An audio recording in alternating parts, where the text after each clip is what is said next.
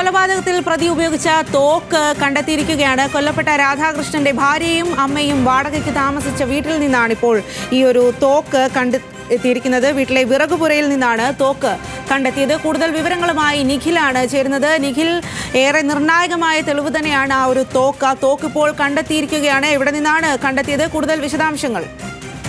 തീർച്ചയായും ഈ കൈതപ്രത്തെ കൊലപാതകത്തിലെ ഏറ്റവും നിർണായകമായി പോലീസിന് കണ്ടെത്തേണ്ടിയിരുന്നത് ആ തോക്കാണ്. ഈ പോസ്റ്റ്മോർട്ടം റിപ്പോർട്ടിലും ഒപ്പം തന്നെ പോലീസ് നടത്തിയ പരിശോധനയിലും ഇതൊരു ബാരൽ ഗണ്ണാണ് ഉപയോഗിച്ചതെന്ന് മനസ്സിലായിരുന്നു. പക്ഷേ ഇത് കണ്ടെത്തുക എന്നതായിരുന്നു ഇന്ന് രാവിലെ മുതൽ പോലീസിനെ സംബന്ധിച്ചിടത്തോളം വലിയ വെല്ലുവിളിയായിട്ടുണ്ടായിരുന്നത്. ഇപ്പോൾ ആ തോക്കാണ് അല്പസമയം മുൻപ് പ്രദീപുമായി നടത്തിയ തെരച്ചിലിനിടെ കണ്ടെത്തിയിരിക്കുന്നത്.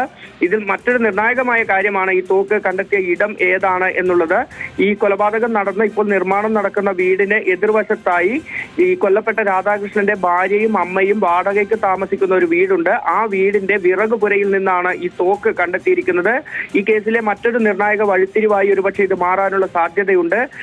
കാരണം നേരത്തെ തന്നെ ഈ ചില വിവരങ്ങൾ പുറത്തു വന്നതാണ് ഈ കേസുമായി ബന്ധപ്പെട്ട്. അതായത് ഈ രാധാകൃഷ്ണന്റെ ഭാര്യയുമായി ഈ നേരത്തെ തന്നെ ഈ കൊലപാതകം നടത്തിയ സന്തോഷിന് ബന്ധമുണ്ടായിരുന്നു എന്ന് പോലീസ് കണ്ടെത്തിയതാണ്.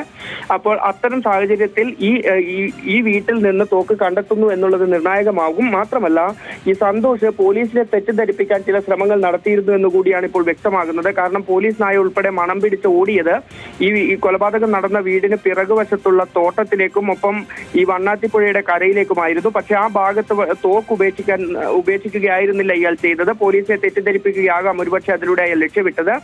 മറ്റൊന്ന്, പോലീസിനെ കബളിപ്പിക്കാനുള്ള ശ്രമങ്ങൾ എന്ന രീതിയിൽ തന്നെയാണ് ഇതിനെ കാണേണ്ടത്. കാരണം ഇയാൾ മദ്യലഹരിയിലായതിനാൽ തനിക്ക് കാര്യങ്ങൾ ഓർമ്മയില്ല എന്ന രീതിയിലായിരുന്നു തുടക്കത്തിൽ പോലീസിനോട് പ്രതികരിച്ചിരുന്നത്. പക്ഷേ ഈ തോക്ക് എങ്ങനെ ആ വീട്ടിൽ കൊണ്ടുവച്ചു, അവിടെ ആ സമയത്ത് ആളുകൾ കണ്ടില്ലേ തുടങ്ങിയ കാര്യങ്ങളിലെല്ലാം ഇനി വ്യക്തത വരേണ്ടതുണ്ട്. കാരണം ഈ കൊലപാതകം നടക്കുന്നത് വൈകിട്ട് 7:10 കൂടിയാണ്.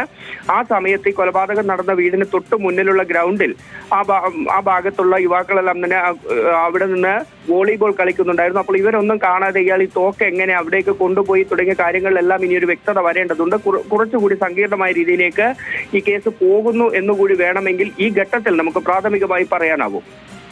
ശരി നിഖിൽ, കണ്ണൂർ കൈതപ്രം കൊലപാതകത്തിൽ പ്രതി ഉപയോഗിച്ച തോക്ക് കണ്ടെത്തിയിരിക്കുന്നു. കൊല്ലപ്പെട്ട രാധാകൃഷ്ണന്റെ ഭാര്യയും അമ്മയും വാടകയ്ക്ക് താമസിച്ച വീട്ടിലെ വിറകുപുരയിൽ നിന്നാണ് ആ തോക്ക് കണ്ടെത്തിയിരിക്കുന്നത്. ഈ തോക്ക് ഈ ഒരു കൊലപാതകത്തിൽ ഏറെ നിർണായകമായ തെളിവാണ്.